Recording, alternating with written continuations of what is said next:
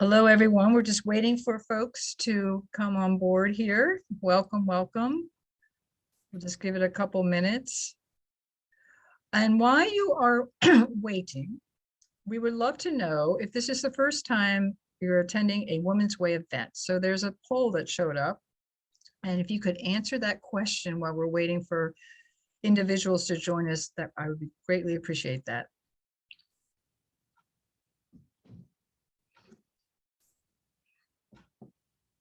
So we'll just give another minute. And again, if you could answer the poll, we're very curious to see if this is your first time attending a Women's Way event.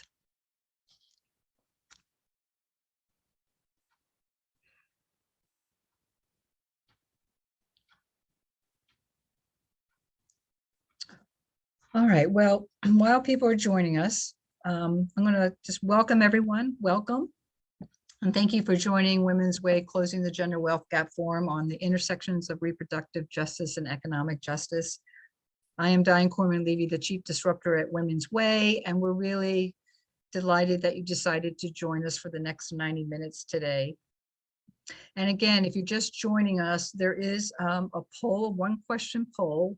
We're very curious to know if this is your first Women's Way event that you've attended. So if you could answer that, that would be great.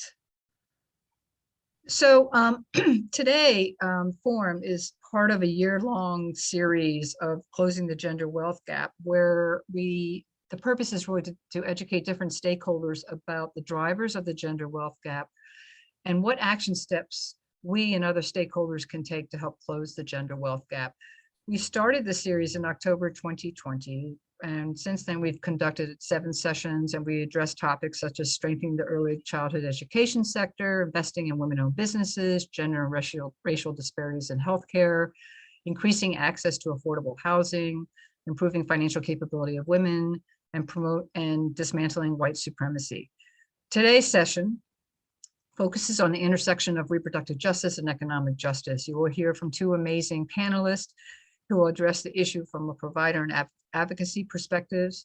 You'll also have opportunities to ask questions to the speakers via the Q&A button located at the bottom of your screen, and we will do our best to address as many of your questions as possible. We are also recording the session, and we make it available for those who want to see it twice, if you choose to see it twice, or for those who could not make it today. So it will be posted on our website after the session.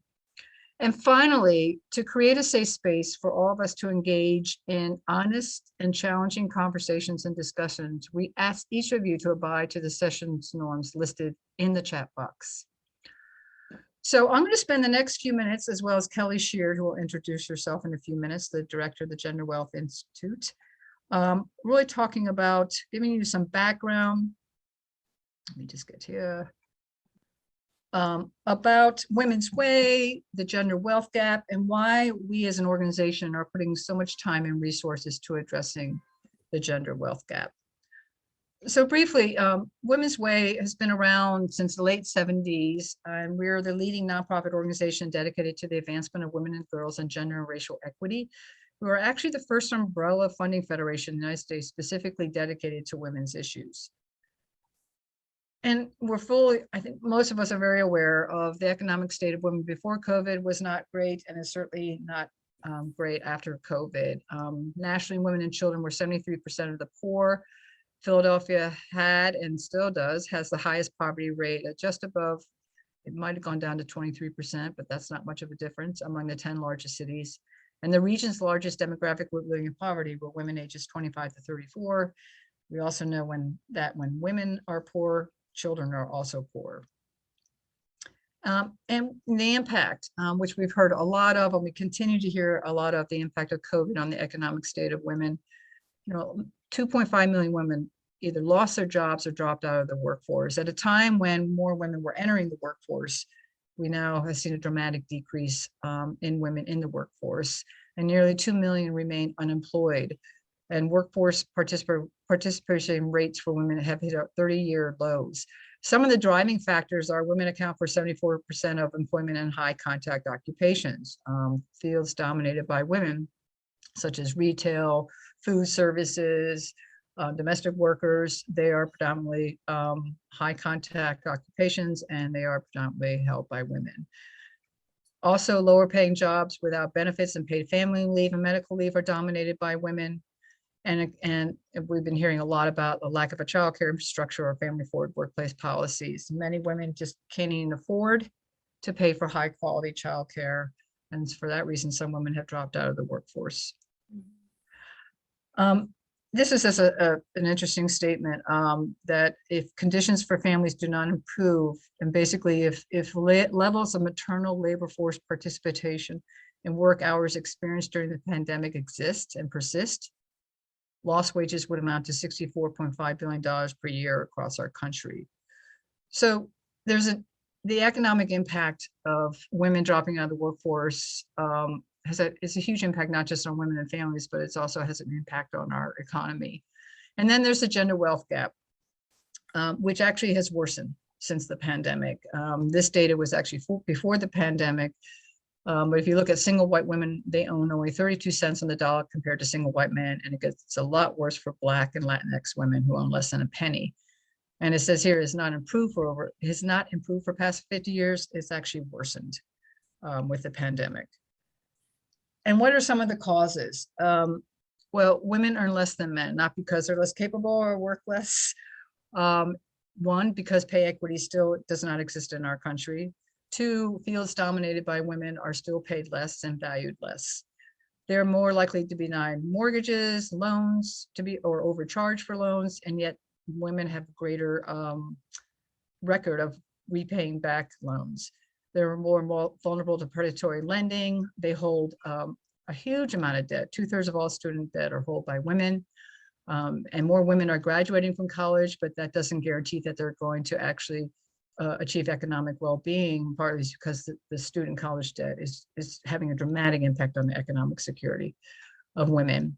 And again, they suffer the effects of occupational segregation. That's where fields dominated by women are paid less, they have less benefits, paid family leave, and they provide the majority of unpaid caregiving. Again, this is a huge issue for women staying in the workforce and entering the workforce. And then we're going to be talking about the unique intersection of sexual and reproductive oppression and economic insecurity.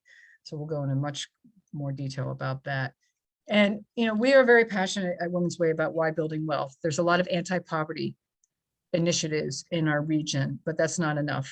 It's not enough for women to get jobs, right? Many women have 2 or 3 jobs and they're economically insecure. So we really are focusing on how do we build assets and wealth, because assets enable women to remain stable through financial emergencies. We're witnessing the fact that many women did not have emergency savings, did not have enough assets to actually remain stable through this difficult pandemic time. It enables them to maintain good health, improves children's opportunities, live with housing security, and enables women to take risks that results in better jobs or business startups. A lot of people that start businesses are able to invest some of their own assets to get the business off the ground. Many women don't have that. They're able to pursue a higher education for themselves and their children, retire securely, and pass on security to the next generation. I mean, many reasons why people are wealthy is because they inherited assets from their parents. And which should not be true, but assets help women participate in and shape political and social agendas. I wish that was not true. I actually ran for office in 2016. The first question they asked you is, can you raise a lot of money? But it tends to be a barrier for women running for office. So at Women's Way, we've been really looking at this gender wealth gap seriously for the last 5 years, when we started the Women's Economic Security Initiative, also known as WESI. And we realized that it's ridiculous that the nonprofit sector should address this issue alone. We need people from all sectors to come together because they're all part of the problem as well as part of the solution. So we launched a long-term systems level collaborative initiative where we had a vision that all women in the Philadelphia region attain financial well-being for themselves and their families. So this is a long-term vision, requires long-term strategies and a long-term investment. It's all about fostering systems level learning and change, really trying to address the systemic and root causes of the gender wealth gap and breaking down silos across organizations and sectors. So we do a big role we do is really convening folks from different sectors to address this critical issue. Then in September, we transitioned WESI to the Gender Wealth Institute, one, partly because we want gender and wealth to be in the titles of this initiative to really make it clear that it's about building assets and wealth. And the mission is to close the gender wealth gap in the greater Philadelphia region by advancing research and practical solutions that build wealth for women who are economically insecure. And we do this through learning. So a big role is we convene different stakeholders to come together, including women who are impacted by economic injustices, to really learn about what are the drivers, what are some of promising practices, how do we help close these drivers of the gender wealth gap. And from that, we try to test different strategies and pilot test them based on the input from the stakeholders. And if they prove to be more effective, we work to leverage mobilize funding to scale these initiatives, and then hopefully to influence really key decision makers, such as policymakers, those folks in media and in philanthropy. So when we launched the Gender Wealth Institute, we hired Kelly Sheard, and we're so excited, in August, and to actually direct the Gender Wealth Institute. And I'm very honored to introduce Kelly Sheard, who will be talking more about the Gender Wealth Institute and particularly about today's session. So Kelly. Hi, yes, thank you, Diane. Hello, everyone. My name is Kelly Sheard. I'm the director of the Gender Wealth Institute within Women's Way. And I'm here to just provide some historical context into the conversation that we're having today, and then help to make some connections to the fight and struggle that we find ourselves into. So Diane, next slide. So if you know anything about Women's Way or the Gender Wealth Institute, you know that we are constantly beating the drum about white supremacy. And that's because we know white supremacy is the key driver of gender and racial inequities and sexual and reproductive oppression. So some of the myths that we want to correct about the gender wealth gap is that it's, caused by unfortunate choices, that it's caused by women not taking personal responsibility or simply not learning enough about financial literacy. We know that the structural underpinning of wealth inequality is white supremacy. And so we will continue to bring that up, to center that theory, and to work to challenge and dismantle it. Next slide. So you might be thinking, what is white supremacy? White supremacy is the devaluation and dehumanization of anyone other than white. It's an organizing framework in the US that is as old as time. It's quite simply a racial value system that functions to justify inhumane treatment of anyone other than white. It's an operating framework that relies on attributing undesirable characteristics to anyone not white, making those characteristics genetically inferior, and then crystallizing those myths into biases that inform laws, policies, practices, and culture. Next slide. And then here, this slide just has some examples of cultural ideas that are directly linked to white supremacy. So you might see some things here that you've heard or you've seen play out in society, or even with deep reflection, you might find some of these biases that exist within yourself. So these are just some examples of how white supremacy is permeated throughout the culture. Next slide. So white supremacy is our chief form of identity politics in the US. It originated, was created, and devised by white men and women in power, and consumed and perpetuated by all of us in one way or another. We call this out explicitly to suggest that we all have a stake in challenging and dismantling this toxic system. I'll just give you a second to read this quote here by Alice Walker.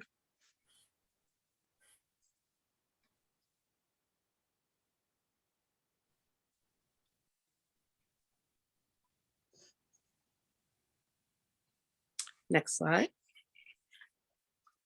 All right, so you might be thinking, what does white supremacy have to do with economic justice? And then what does white supremacy have to do with reproductive justice? Like, how is this all linking together? Next slide. Oh, we might be missing one. Diane, this is the, go ahead one more. Oh, no, we're out of order. That's okay, you can just stick there. and I'll just read it anyway. So in the US, the system of capitalism that the economy is based on was founded on the basis of white supremacy. So the clearest example is the exploitation of Africans as enslaved laborers and the ugly system of slavery upon which the nation was founded. So America's first big business was slavery. Slavery allowed the US to become a global industrial power. The racist justification of slavery depended upon the devaluation and dehumanization of Africans, and enslaved Black bodies were the greatest financial asset of this nation, and that foundation is what allows for continued global economic dominance. So today, the access to and experience of wealth is not evenly distributed in any sense of the word. Historical events shape today's racial gaps. Economist Amartya Sen says that what people are able to do and what they can be are key determinants in their economic well-being. So as it relates to reproductive justice, if, when, and how women have children influences their labor market opportunity. Threats to reproductive autonomy violate principles of economic justice. It threatens equal opportunity to work, and it threatens women who are seeking to pursue educational and economic goals. It also violates women's rights to participate in the economic process in order to make a living. There are some female legislators today that are arguing that women have reached the highest echelons of economic life, and that there's widespread availability of policies such as paid family leave, childcare, and greater work flexibility. And thus, this has allowed women to have a full family life and successful careers. But we know that this utopian view of equal access and full implementation is a pipe dream for most women.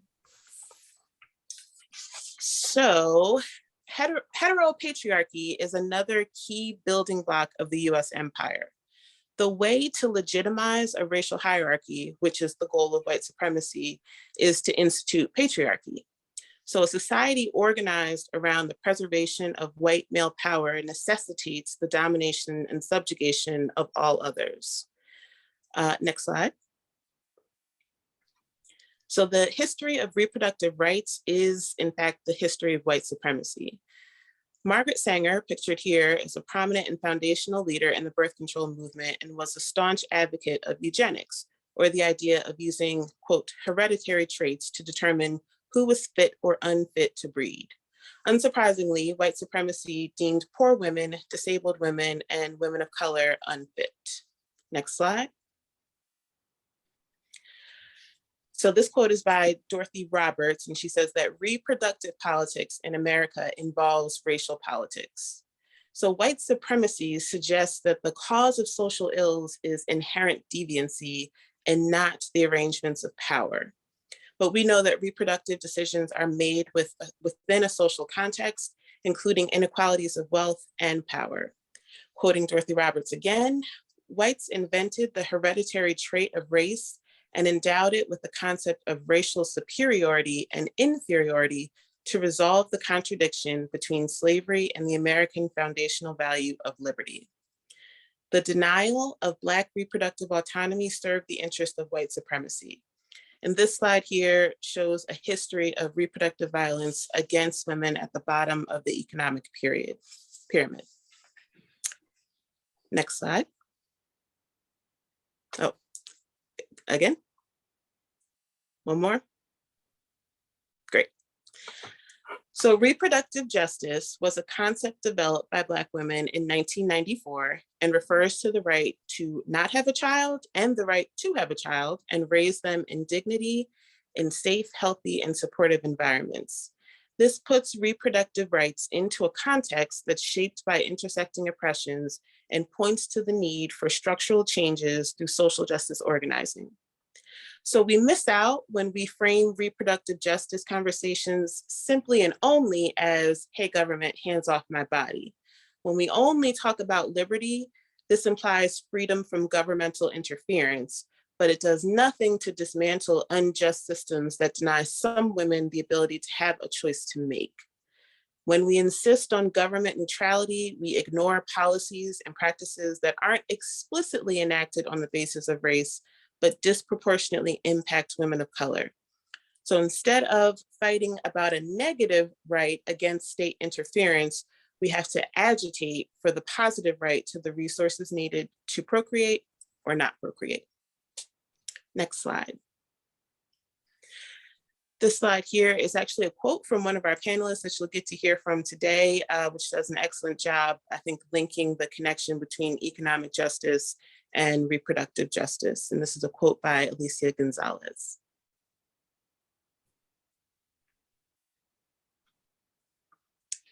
Great, next slide. So I'm really happy to introduce our panelists and our moderator who are going to lead the conversation today. So I'll start with Elicia Gonzales. She is a queer Latinx who holds master's degrees in social work and human sexuality education.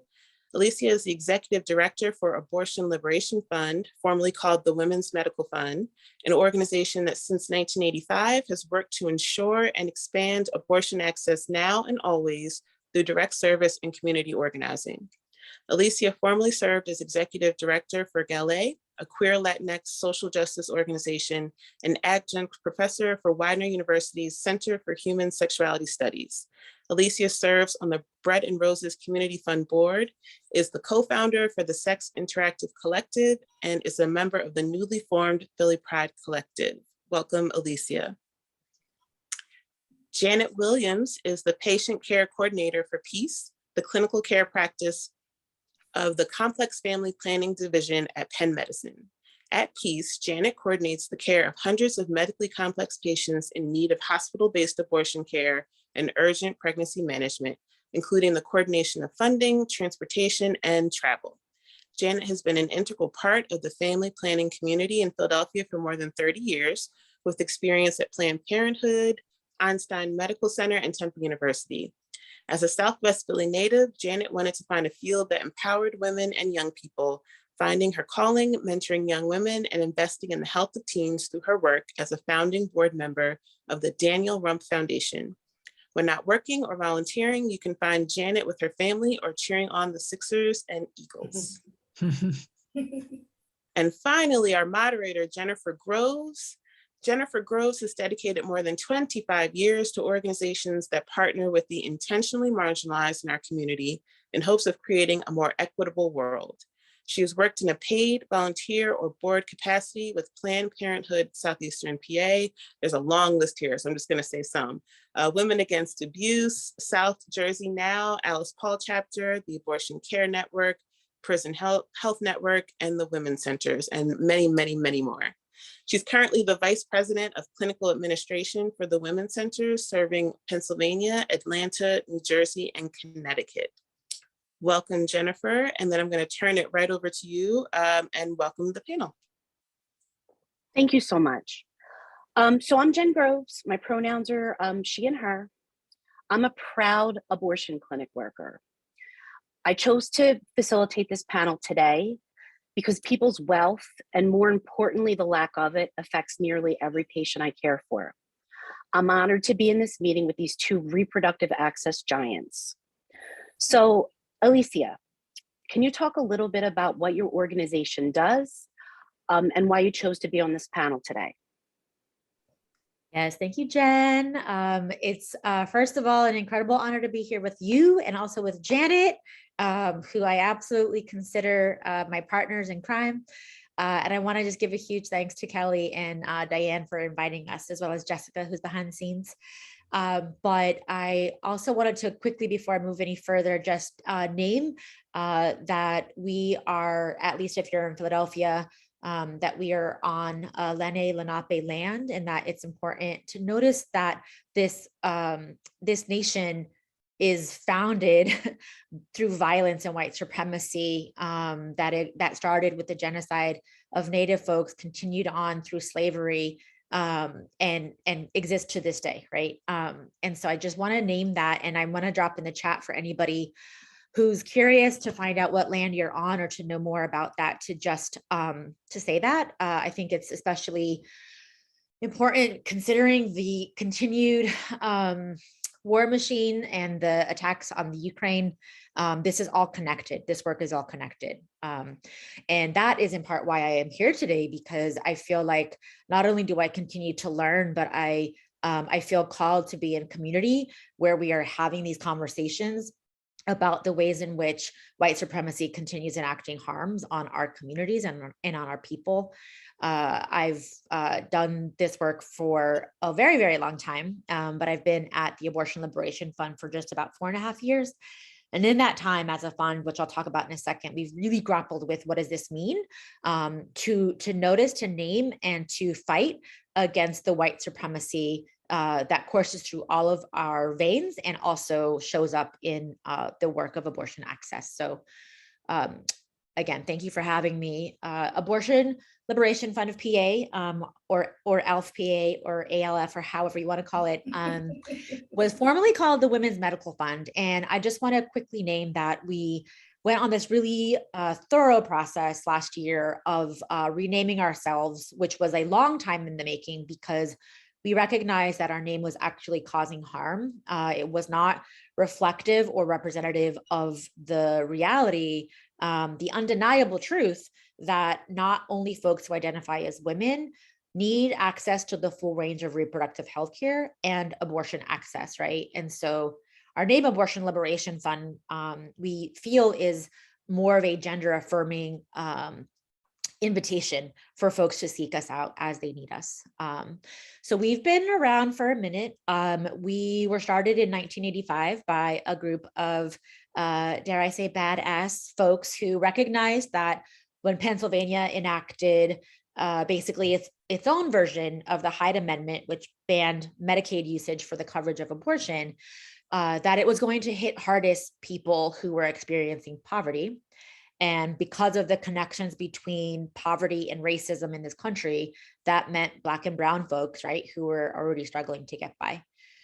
They wanted to do something immediately, knowing that fighting through the legislature and trying to convince elected officials to do right by our people was futile. And that truth remains 37 years later. They recognized that people needed care today. And so they went into their communities, into their neighbors, into their friends, and asked for support in funding abortion care so that nobody would be turned away, no matter their income, zip code, or reason. So they started generating revenue and then handing it out to people who needed access to abortion. And honestly, that approach has happened since our start in 1985. Every year, we, Kelly, I think earlier mentioned that or you mentioned, I'm sorry, Jen, the economic insecurity and systemic oppression of communities absolutely shows up in our work. So all of the people who call us are living in poverty, earning about $8,200 a year. 72% of the people who call us are already parenting, and about 83% identify as Black or Latinx, which shows just how disproportionate the ban is on, the restrictions are on Black and brown folks. Every year, we help about 3,800 people access financial support to get their abortion.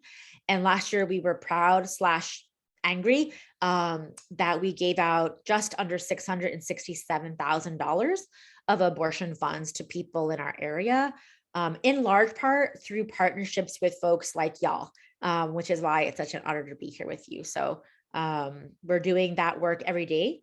We also work to build community power and foster community support, which I'll talk about in a little bit, but that's us. Thank you so much. Janet, my love, can you give us a little bit of information about your organization, any personal experience you might have, and why you chose to be on this panel today? So as Jen has said, my name is Janet Williams, and I am employed at Peace Family Planning. Peace is a pregnancy early access center. We are located at Penn Presby, and we're a division of the Hospital University of Pennsylvania. I have been in the field for quite a few years, as I said, about a little over 30, starting with a career at Planned Parenthood, and also being on the board of directors at Women's Medical Fund, now called ALF, or Abortion Liberation Fund. I got into the field completely by accident, just sent off a resume and got hired at Planned Parenthood. And I really liked helping women from everywhere, in all socioeconomic statuses. And so, but now I'm at Penn. Being at Planned Parenthood, we worked with a lot of healthy women. And being a part of Penn, we work with a lot of high-risk women. We work with women to get long-acting contraception and having access to abortion care, who could not go to a Planned Parenthood or who could not go to a Philadelphia Women's Fund. So I'm here to discuss all the things that I have to help our clients to go through and what they have to go through. And I thought it would be just good for everyone else to hear that, because it's not just simply making a phone call and making an appointment. It's many other things that women have to go through, obstacles that they have to overcome, and barriers that they have to meet and get by to get the services that they need. And so I think that having this forum about reproductive justice and economic justice and racial justice is really important to share today. So I'm here to answer any questions that you have. Thank you so much.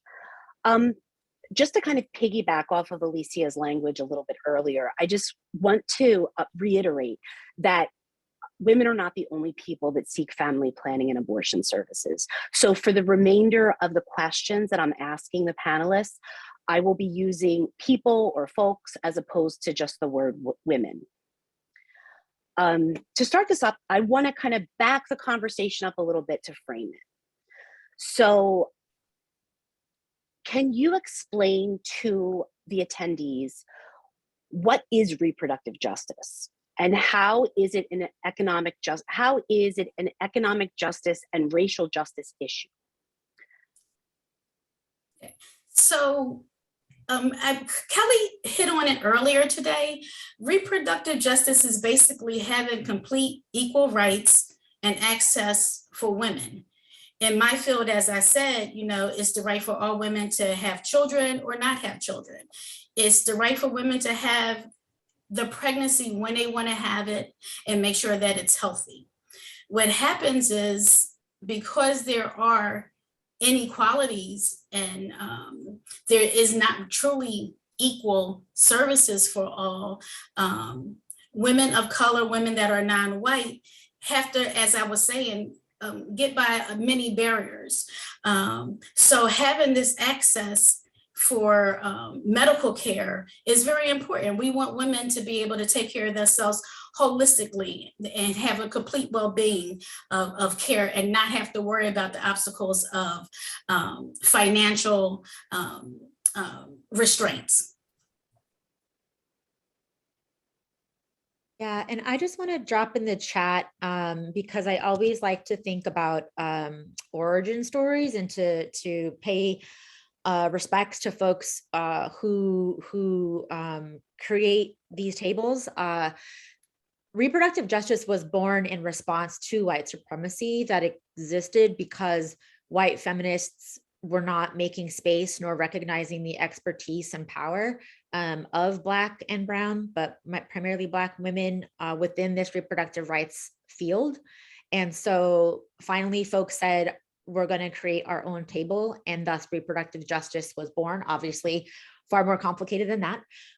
But the way that so part of that work resulted in an organization called Sister Song, which is what I just dropped in the chat. They continue to do really phenomenal work and really do work at the intersections of identities, right? Whether it's gender, whether it's race, whether it's class, and all of that kind of goes into the mix when thinking about that. To Kelly's point earlier, that this is beyond access to abortion, although I want to caveat, I want to get back to that in a second, but that we have to take into account that people have to be able to decide if they want to have children or not, that people need to be able to raise their families in safe and thriving communities.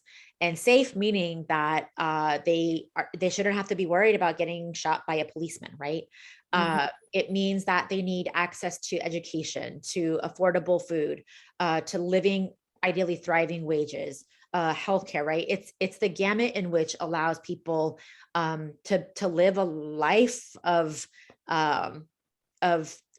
ease and comfort and joy that we all should be able to afford. And it actually also speaks to the broader systemic issues that Kelly and Janet have spoken to around, abortion and reproductive oppression is white supremacy in action. So you have to look at all of the systems at play when thinking about it. Just really quickly, and then I'll be quiet, is that what has happened over the years, this is my opinion, is because abortion has been decentralized, right, in a way to help it understand the expansiveness of reproductive justice, there also seems like there was this othering and siloing of abortion over here, as though abortion is not connected to birth or maternity or parenting or everything else. And it started to become almost like a dirty word, right? Even within RJ, even within reproductive health spaces. So I just want to lift that up because it's not a bad word. We need to be singing it loudly. And abortion access is absolutely part of reproductive justice.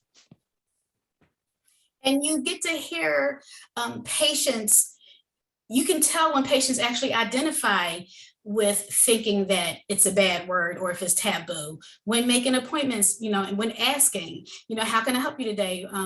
What services do you need? And people quickly say, I'm calling for an appointment. But then when you say, okay, what kind of appointment do you need? It's like, I need an abortion, or they're whispering, or they don't want to say the word. And non-white folks, when they're seeking abortions, they're already feeling bad because one, Black women should not be procreating all the time anyway, on one hand. And then on the other hand, they're saying, oh, Black women are having abortions all the time. And it's like they're using it as a form of birth control. No one's using abortion as a form of birth control, but women have a right to choose when they want to start their family, when they're not ready to start their family. And they should not have to be ashamed about it for whatever decision that they decide to make. Janet, that's really important. I also oftentimes look at the work that the three of us are doing and the people that we work with. And more often than not, they are folks that have needed reproductive health services, including abortion. So the language that the way that you're explaining the fact that people are afraid to say the word abortion, it's one of the reasons why now I started off with, I am a proud abortion worker. I wasn't always able to say that like that, so thank you for naming that. And I understand that feeling too. For a long time, when I first started off at Planned Parenthood, I was like, do I tell people I work at Planned Parenthood? Do I tell people what I do? Or even now that I work at Penn, we're providing abortions for women who may not get them at, freestanding providers. And we're getting them for high-risk patients who have medical illnesses, chronic illnesses, or fetal anomalies where, it's really not their decision to do so. And at first, I was thinking, we need to have this service, and women don't need to be ashamed of that. They don't need to feel like they should not have this done, whether it is for medical reasons or whether it's electively. So yeah, I get that, because now I can say, I work at Planned Parenthood, I worked at Einstein, I'm now here at Penn. I help women have better lives, and they have to make hard decisions, whether it's because of financial reasons, whether it's because of an elective reason, whether it's because of medical reasons. We're helping women, and there's no reason for anyone to be ashamed to have a procedure or to help provide a procedure. So as you are, I'm a proud abortion provider too. And just one more thing quickly, because I thought about it, is that there's a actual reason why some of us do get nervous when we talk about this work or decide whether or not you're going to disclose what you do, right? And that's because of white supremacy and its connection to violence, and the fact that abortion now has become so politicized and so weaponized that people are murdered, right, for doing work. And I mean, I think it goes without saying, but you know, there were folks who were seen at the Capitol on January 6th who we know are protesting outside of abortion clinics, right? And so there's such an exact link. It's not even like you have to go searching for it. It's an exact link between white supremacy, violence, and abortion work. And most protesters that you see outside of abortion clinics are non-white. You mostly are white protesters, you know, telling you that you're committing Black genocide, which is not the case. Yeah, watching the Capitol insurrection on television was like the Where's Waldo of where, oh, that protester, that was, so Right. definitely a connection there. We could probably talk for hours. Can you both talk a little bit about how the economic security of people and the policies that impact the economic security of people impact reproductive decisions in your work with the people that you're serving? Like, how does being financially secure and the policies that make it impossible for the folks you see to be financially secure, how does that impact their decisions? So with our clients, I get patients from every socioeconomic background when making appointments for them. And because we are a high-risk clinic, let's just start from there. Our clients have already been to another center before even coming to us. So many times they've already spent some money somewhere else. So when you come to a hospital and you have special needs that need to be served, we are a little bit more expensive. Actually, we're a lot more expensive. So that's one barrier with the finances. So they've already made appointments somewhere else. Now they have to come to us, and then we're talking to them about the cost. Beyond the cost, we then have to think about how they're getting to our appointment, the transportation that they have. If they already have a family, do they need childcare? Because many places we don't allow children in our facilities because of the sensitivity of what we're working with and the safety of the children and their parents. They have to worry about childcare, transportation, getting the finances. We're very lucky that we have Abortion Liberation Fund and National Abortion Federation, because we're able to reach out to these agencies and get some financial assistance for our clients. But that makes them, they already felt a little ashamed from having to seek an abortion. And now they have to then ask for funding. They need to ask for help, you know, and then after they get the help with the finances, then we're thinking about how can we help you get back and forth.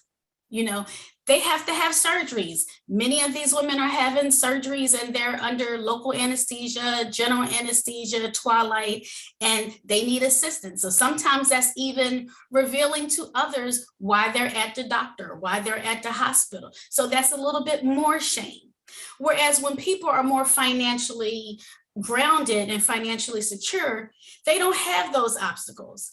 They're not worried about too much about, I can pay for this and I can get back and forth and I can get childcare, you know. So there's things that, because of those things, it lowers the threshold and lowers the level of the comfort, but increases the shame that patients have when they are reaching out for services for us. I think we do a good job with helping, you know. Thank God we have those different funds. Thank the universe we have those different funds that are out there, and we have outside agency supports that help with the ride sharing, that help with hosting housing, that help with childcare when patients have appointments. But it's a lot to do for an appointment for a doctor's appointment. One appointment, and you have to worry about so many different levels of things that you have to take care of. So it's really hard for women. It's really hard. And not having the money, if you're unemployed, if you are working class, and many working class have all these problems also, because it's not just because when you're working, it does not always mean you have insurance. You may have insurance that your employer do not provide all those services within your package. So even though you're working and you think, yes, I have good insurance, you may not have the insurance that'll provide these services. So we're very fortunate that we have some of these other agencies that'll help us. But it makes women also feel like they are not equal when they're seeking medical treatment, especially in this field that we're working in. Yeah, 100%. And the only other thing that I'd like to add that we say all the time is that for many folks, people think Roe v. Wade was the be all end all, but it did nothing for our communities that call us. So yes, it's unnerving to know that it's basically about to go away, but it never really helped people who are living in poverty, right? And just to accentuate, or what's the word? I don't know. Anyway, just to draw even a bigger point, which is that for COVID, you know, folks who were already struggling to get by, Black and brown folks who were disproportionately impacted by COVID, were now having even more of a difficult time raising the funds to access abortion care. So our average amount that we would give out per person was $131 before COVID. It got as high as $250 per person. Now it's about $205. And for folks who are struggling to get by, who lost their money or their job because their restaurant shut down or what have you, like that was just pushed further out of reach. To Janet's point, you know, in PA, you have to wait 24 hours. So you often have to make 2 trips, you know, to go to the provider. If you're a young person, you might have to make 3 because you might have to go to a judge and get a judicial bypass if you can't get your parents to consent to your abortion. So many trips that equal money, that equal lost wages, childcare costs, and things like that. So the cost of abortion is higher than just the $500 that one might experience at the clinic. I need for the attendees of the panel to just recognize the fact that for people living at or below the poverty level that qualify for medical assistance, the state of Pennsylvania will give someone medical assistance for all medical care except abortion. Because the only way that's going to qualify, the only way medical assistance is going to qualify to cover the cost of an abortion is rape, incest, or life threat. Those are the only 3 reasons. And so you already need to be on that Medicaid. Yeah, so for the poorest people in our community, we're placing another, you know, hoop for folks to jump through before they can get an abortion. So policies really do equate to chaos for people that don't have the economic means.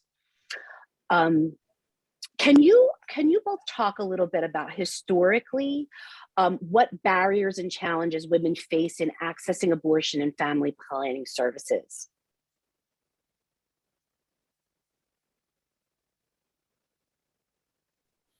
So the barriers are some of the things that I've already stated. Not having accessibility to transportation. Some barriers are, so like some states, in which we know that the way that the laws are going now, that there are many states that can't provide abortion services. So some patients have to go across state line now, and depending how far they have to go, that transportation is more important, and not just within a city, but outside of the city, across the state. We get patients from as far as Atlanta that has to come up to Penn because of the services that we provide, because we are a high risk clinic. So there's many hurdles that patients have to go through to have their appointments with us. So having the financial security, or actually not having a financial security, increases those hurdles. So those are all the things that I've already said are the main reasons for their hurdles and obstacles. And I just want to say that everything that Janet said times 10. And I also just want to remind folks that abortions have not always been medicalized and politicized, and that it was by design, which is what white supremacy does. It was by design that abortion and the provision of that service was taken out of the hands of community where it actually was affordable, where it was had performed by midwives and other healers who used traditional medicines in order to help a person terminate their pregnancy, who were often the same people who helped deliver their child and care for their children. So the care used to live in community, and it was because of patriarchy and capitalism, whiteness, that said, you know what, like, let's profit off of this, and let's not only make it inaccessible for folks, but let's make anybody who tries to do this outside of a clinic bad, evil, causing harm to communities, when in fact, that's when it was more accessible. So I think a return to community care, or at least a knowledge of the fact that it was by design taken out of the hands of folks, is what caused the access issue to begin with. Mm-hmm. Thank you so much. Janet, how do you see racism and classism impact people's experience in accessing abortion and family planning?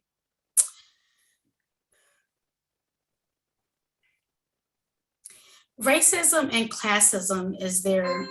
First, we need to remember that every abortion happens because the pregnancy was unintended, no matter what your race or what your class. There is the numbers for women who are in the poverty level are high for non-white women. So economically, it's harder. Racially, it's harder. And I think the shame follows it, because when we have phone calls, and I have, it seems like there's more shame that comes along with making an appointment when you don't have, when you are not financially secure. And I think because of that, it brings so much attention to everything else. When you're not financially able, because when you can walk into a car dealership, and if you have the money to get it, you say, I want that over there. But when you go into the car dealership and really don't have the money, you don't feel good about it. You're like, I want that over there, but I can't really have that. I need to get this, and that is how sometimes patients seek treatment, because they're trying to figure out, where can I go? What's less expensive? Are they going to judge me for being here? And as much as we try to empower our patients, sometimes it helps. The quality of treatment that we give them makes them feel better, and that they know that you are special and unique and divine in the person that you are. And this is simply a medical service that we need to give for you, and there's no reason for you to be ashamed. And it doesn't matter because you're not financially secure. We're here for you. We're going to take care of you, whether you have all the money, if you don't. It's lots of obstacles. It's lots of hurdles. But we try to help them get through. We try to help empower them to the best that we can. 100%. And I think that's the hardest part, is working to know that we're just doing the best we can, and we're still not doing enough. Like we estimated recently that we would need about $20,000 more a month to try to meet the funding gap just at our fund, right? And we have funds across the country, who are in similar or less financially stable places.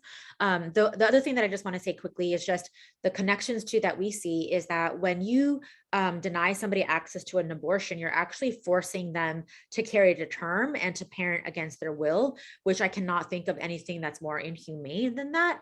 And considering our nation's failure to support Black women, and our horrible Black maternal mortality rate, specifically in Philadelphia, it makes it that much more egregious, right? That you not only are forcing somebody to carry to term, but you're actually like endangering their life and their well-being. So yeah, I needed to just name that. And that's very true. Being at the hospital, as I said earlier, we're a high-risk clinic. A lot of times I felt like this is the last place that the patient can come that we can help, you know, and we at Penn, we now have our own fund. So we are able to close the gap with funding and providing extra monies for clients who already got as much as they could get from ALF, who's gotten as much as they can get from National Abortion Federation. So now we have a fund also that can help close that gap. Thank you. I'm gonna do a little sidebar real fast because I have to, because I'm gonna beat this drum every place I go for the rest of my life. Janet talked a little bit about people that have had an abortion before that are coming back. And a moment ago, she talked a little bit about shame and blame of self in accessing an abortion. I want everyone to think about the people in your life that you know that have really wanted to become parents and have tried every different mechanism possible that they could afford. You know, usually those are also white people. I'm just going to put that out there. They've tried every mechanism they could to get pregnant and have their own child, and they have been unable to do so. You know, you've felt empathy for those people in your life. I'm going to invite you to show the same empathy to people that are doing the best they can not to be pregnant, and biologically are just getting pregnant more often. If you cannot get pregnant because of your biology, you can get pregnant more easily because of your biology. And so I'm going to invite you all to have the same empathy for the folks that are having repeat abortions. Janet mentioned earlier, nobody gets pregnant on purpose to have an abortion. It's not a birth control method. It's a very expensive, emotional, and physical taxing birth control method. So I'm going to beat that drum every place, but sorry, I'll go back to the agenda now. Can you both talk about what the impact on the people and families that you're seeing across the region and country now, because people are coming to us from all over the country now, as clinics and other family planning services and organizations are closing, and people are unable to get abortions? Like, what are you seeing the effect of what this country is doing to abortion rights that were already restricted? How is it impacting you all? It's making women feel hopeless. They feel lost. You know, sometimes you can hear the desperation in their voices when they call. And all the changes is happening around us and around them, and it feels like it's out of our control. So, you know, patients feel lost. Sometimes as a provider, I feel lost. Yes. I obviously wouldn't be in this work if I didn't feel hopeful, and know that we have to do this, and we will do this, and we will do all that we can for our communities. We also just know that it's having its intended consequences, which is to shut it down. So for example, in Texas, I want to say, don't quote me on this, but I want to say that when the ban went into effect, everybody just said, because of privilege, oh, people can just travel to a different state, right? But in fact, 85% of people were then unable to get an abortion, right? Like unable to afford it, to have the resources. We're worried about immigration status, all the reasons why people can't travel, period, right? Were the reasons they couldn't go out of state for abortion. In Pennsylvania, 86% of counties already lack an abortion provider, right? Like we are already overwhelmed at our fund with not being able to meet the current need. We're what's considered a receiving state, so that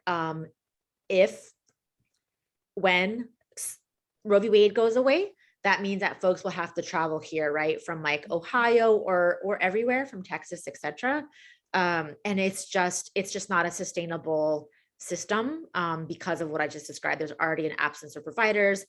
There's already shame, there's already stigma, there's already fear. And as you know, abortions get more costly the further along one is in their pregnancy. So we already see people who raise enough funding, right? Because they're resourceful, resilient people. By the time they get to their abortion appointment, they find out that it might cost $100, $200 more. That's going to happen now that people have to travel and find a clinic outside of their state, or even within their state, but that's outside of their reach, which means is going to drive the cost up. That's part A. Part B, it's like a shit show. I'm sorry, if somebody has a better word for it, let me know.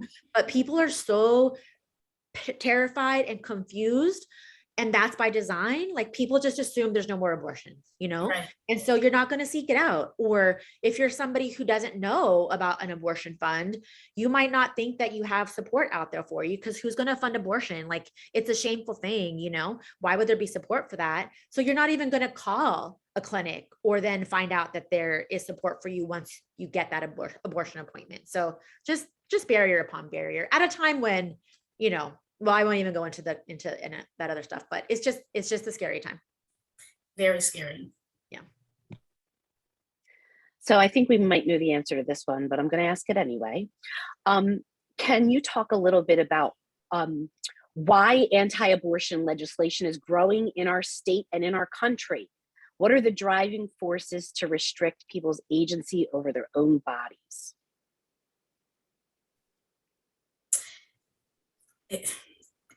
The reason why Kelly started off with her whole slideshow, white supremacy, you know, white people are supposed to only have the rights to do what they want to do. You know, they're of the privilege, you know, and they can have what they want when they want it, and no one else can. And sorry to say, but with administration going the way that they have been going, white supremacy is on the forefront so much more now than it was before. I'll be crying on this Zoom in a minute, but yeah. Yup. Yup. Honestly, just white supremacy, you know, and I always like to say that this is not about abortion. Like it's never been about abortion. It's always been about perpetuating and maintaining control, having white folks stay in positions of power and authority at all costs. And it's gone on since people got here, right? Since colonization of this nation. And so I don't even remember what the question was, but white supremacy feels like the right answer to everything. It just feels like the right. Oh, I know what I was going to say. So your t-shirt that you're wearing today, you're wearing on purpose, right? Obviously, there's such a there's such a strong connection between agency to do what we want to do reproductively in terms of how we want to have our families or not, and also being able to live our lives with dignity and express our gender the way that we feel affirmed in. The thing that just passed in Texas, and that's touted up everywhere, to try to like actually impact harm against kids and children and adults who are just really trying to like live their lives is audacious. And I can believe it, but I'm just really disappointed that there's not a greater outcry about the ongoing transphobic attacks that are happening locally and nationally. Thank you. It's, you know, the anti-abortion movement cloaks itself in the idea that they love babies, which is not true, as is evidenced by what just happened in Texas. You know, we're not allowing people to raise their children to be themselves. And we know that not supporting trans people oftentimes equates to like much higher suicide rates in this country. So please, let's not talk about how much we love babies in the anti-abortion movement. Can I say one more quick thing, only because I feel like I try to say it as much as possible for folks who don't know? if they cared about babies, right, then they wouldn't be funding real alternatives, right? So our state right now spends millions and has spent upwards of $90 million to fund real alternatives, which actually lies to people. And it's so awful that we knew of one person who had gone in for abortion counseling to, people call it crisis pregnancy center, anti-abortion center, and was going for counseling. They told her that she had had a miscarriage, and she found out weeks later that she was still carrying, right? So like, if you care about pregnant people or pregnant women and babies or what have you, you literally just put that person's life in jeopardy. So this is absolutely having nothing to do with babies. Definitely. And they're not medical providers more often than not. So there is another risk to that patient that you're talking about. What if it was a tubal pregnancy? You know, there's just it's mind blowing that much money goes into crisis pregnancy centers, and yet Medicaid cannot cover the cost of an abortion for the citizens of the Commonwealth. It's mind blowing. Elicia, can you talk a little bit about how anti-abortion legislation is basically white supremacy in action? I feel like we're covering this over and over again, but can we drive it home harder? Well, so technically speaking, our state government is white supremacy in action. So then by proxy, anything that the legislatures do is also white supremacy in action. But yeah, it's always cloaked as something that is going to, like, you know, uphold our communities, but it really is just a thinly veiled attempt at preventing people from accessing this healthcare. So right now, for example, in Pennsylvania, there's a constitutional amendment that's being proposed that would, in essence, prevent abortion from being somebody's right to access in our state.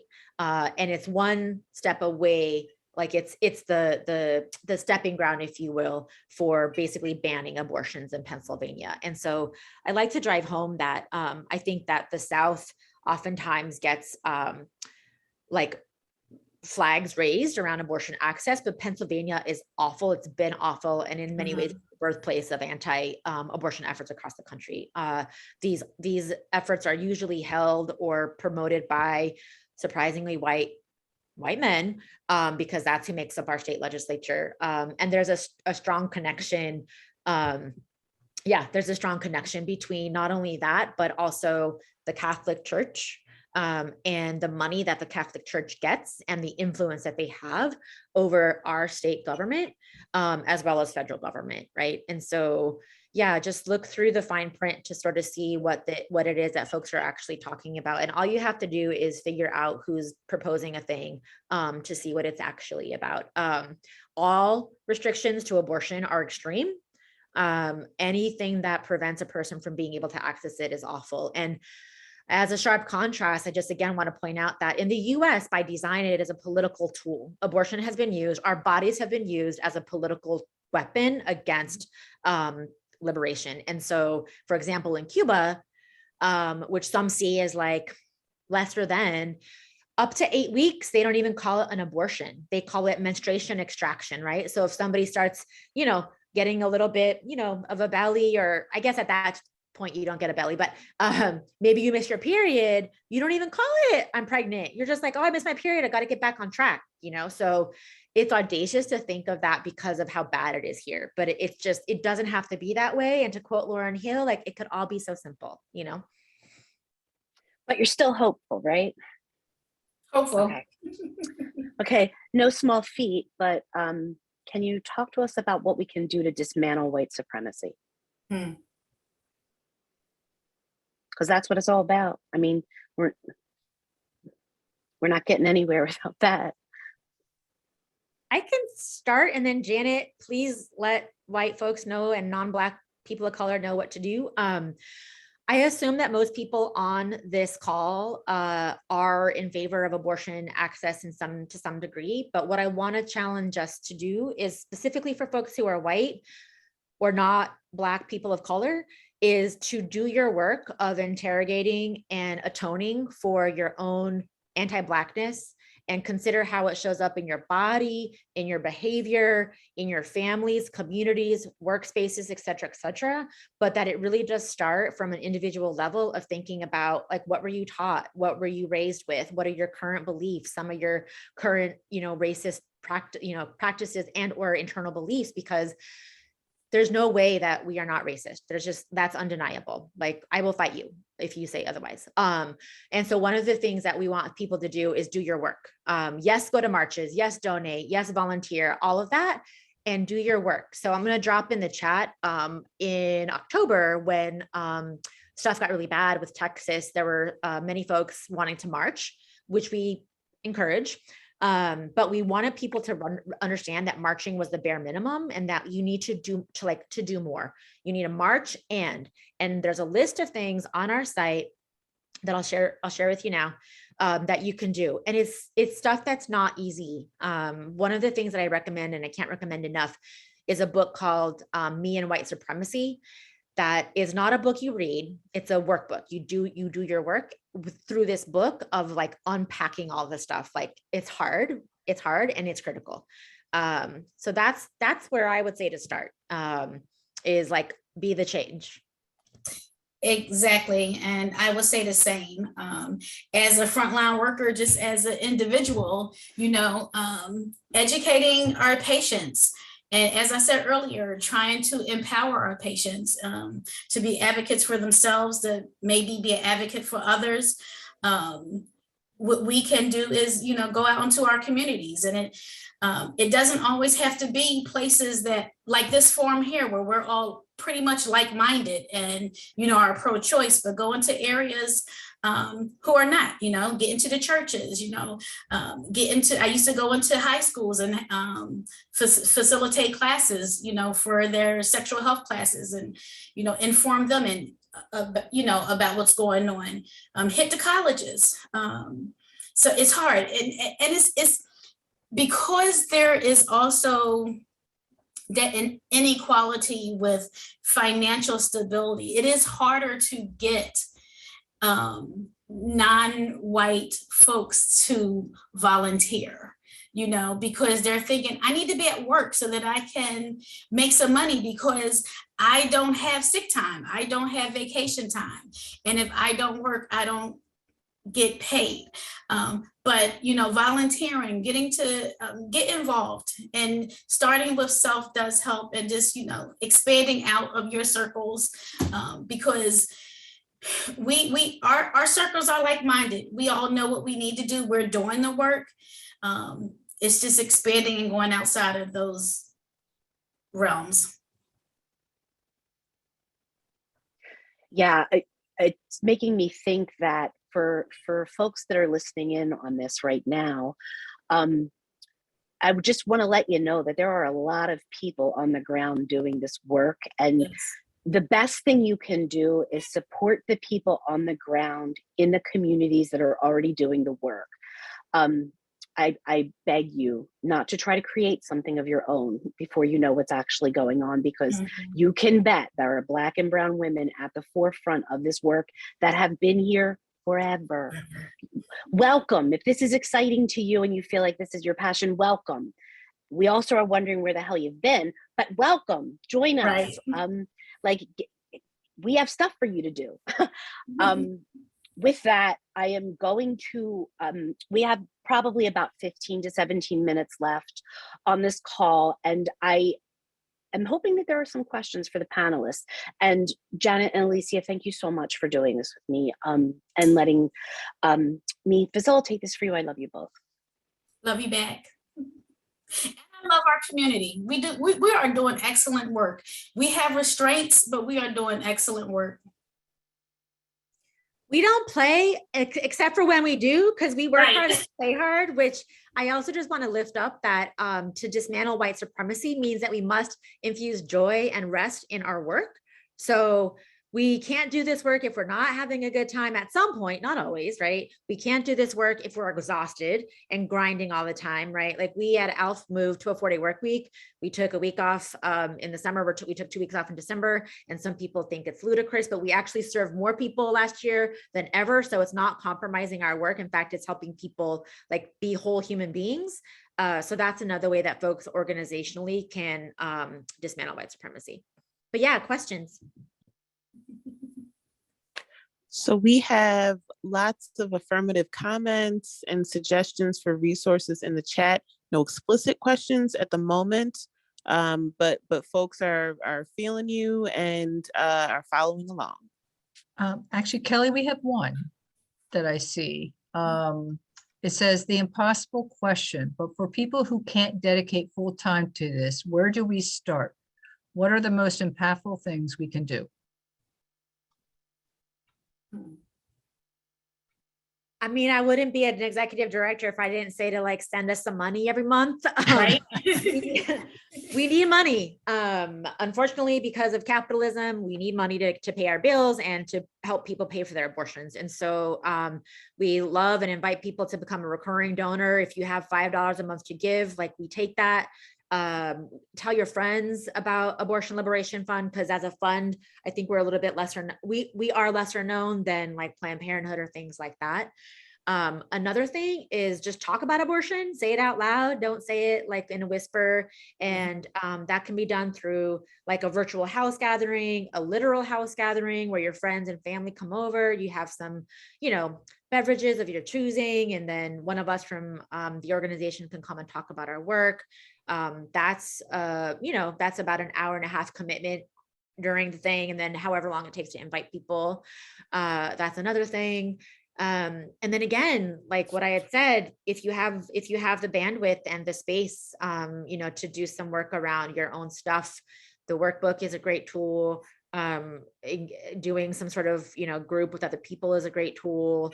But mostly just honestly talking about abortion. I can drop it in the chat if I can find it quickly, but National Network of Abortion Funds has this cool heart-to-heart conversation kit, which is just a conversation starter. So that if you want to talk to your family and friends about abortion, but you don't know where to start, it literally just has cards there for you, so that you don't have to create or invent anything. So I'll drop that in the chat as well. Planned Parenthood is wonderful. They provide a lot of services. The vast majority of the abortion services that are happening in this country are happening at independent providers that receive no funding at all. I can tell you just from my network of abortion providers across the country that are independent, we get protested out the wazoo. So when Elicia was talking about the importance of joy, I can't express to you how much it means for you to do something for abortion workers. Abortion workers are your community members. They may or may not be expressing that they work in abortion care for fear of safety or seclusion or other things. So love on abortion care workers. We need it. Like, we just literally did not close our doors through a pandemic. Know that the vast majority of the folks that I work with are Black and brown on the front lines. They more often than not are single parents. And they continue to provide abortions through a pandemic. It's scary. It's also scary to walk into work every day through a bunch of really angry white people, more often than not male. So love on your abortion care workers. And if you want more information about that, you can reach out to me as to how you can do that safely and not in a scary way, because our guard is always up. But yeah. Thank you, Elicia, for putting that in the chat. What you got, Janet? Everything that y'all said. Exactly. Planned Parenthood is I started there. That's a great foundation to start with. They have different things that you can do. You can escort, you can have a house party like Elicia said. You can have a postcard party to send postcards to your legislators. You can participate when there's a lobby day. everything that you guys have said and more.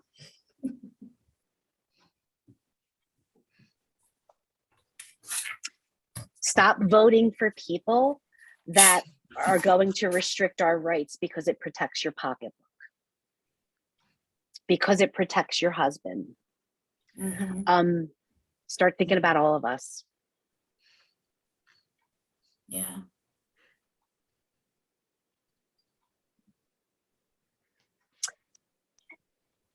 Yes. So I don't think we have any other questions.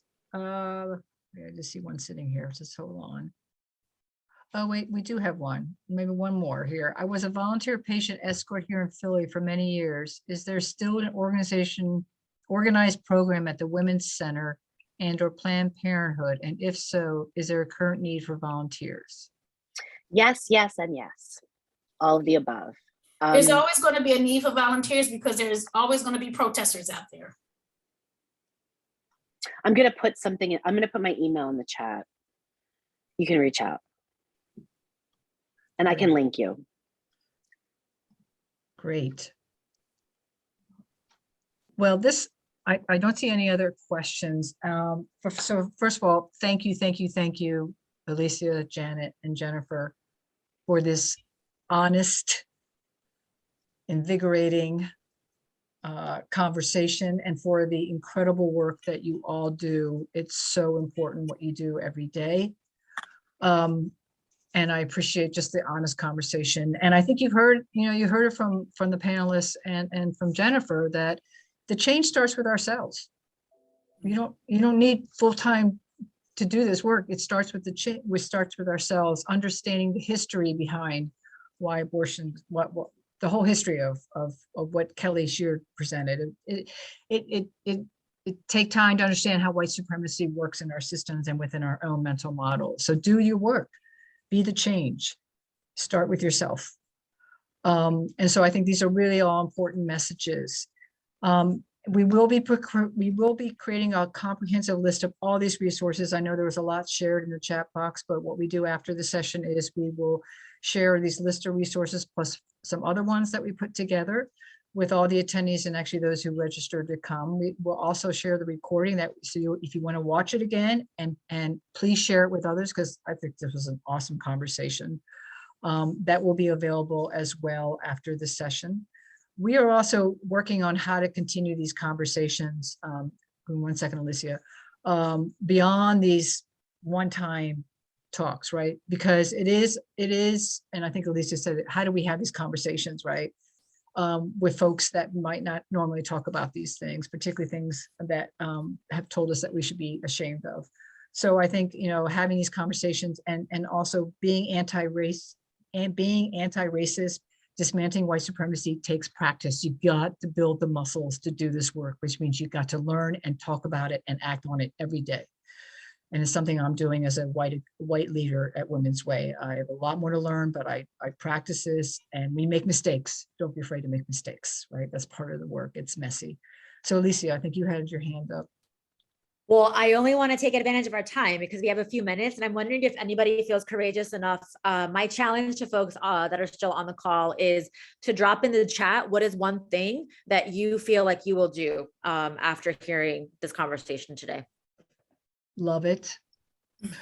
So you heard a call to action. Because what we're hoping from these is not just so you become more aware and understand and get educated around these issues, but we want you to be mobilized to take action. It can be one thing, right? One thing that you can immediately do. So I promise I won't hunt you down unless you want an accountability buddy. Then I can hunt you down and see, like, did you do that thing? Can help you hunt.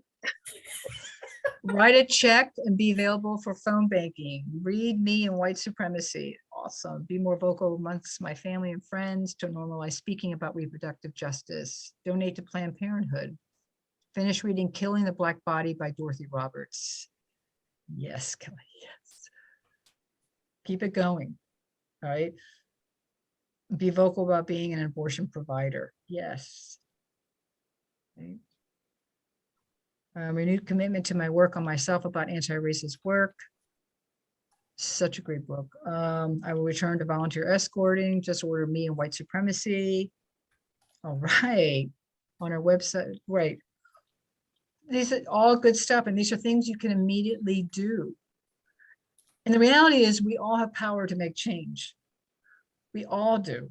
And I think when we tap into that, it is so healing. It's actually liberating to actually take steps, take action. It actually liberates ourselves from this toxic white supremacist environment. And we So- need you. Like, we cannot do this. None of us can do this No. by ourselves. We need you.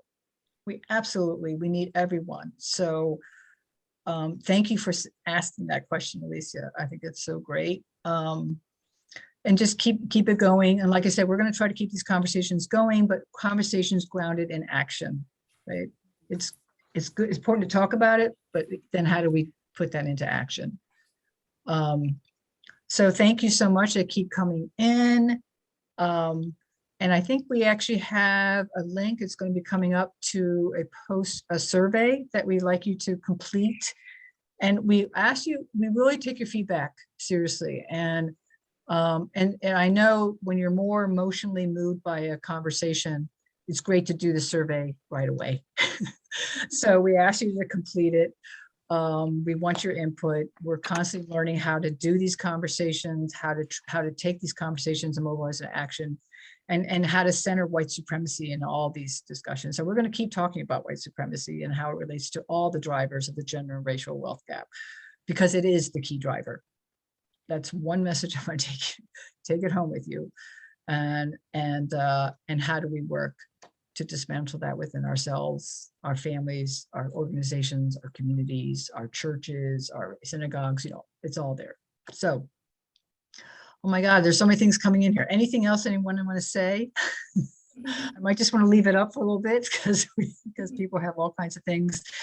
And you know what, we'll record all these, right? It's like we have them. And so thank you again, the three of you. It's always a joy to be around such committed and passionate folks. And the hope is not dead. That's what white supremacy wants you to do, right? And also build solidarity, because one of the strategies of white supremacy is to divide each other from each other and divide ourselves from us, from our own selves, by not trusting ourselves. So let's build solidarity in a meaningful way. All right. I think I said enough. Love you all. You're amazing. All right, let's keep it going. Thank you all so much. And everyone, thanks for coming.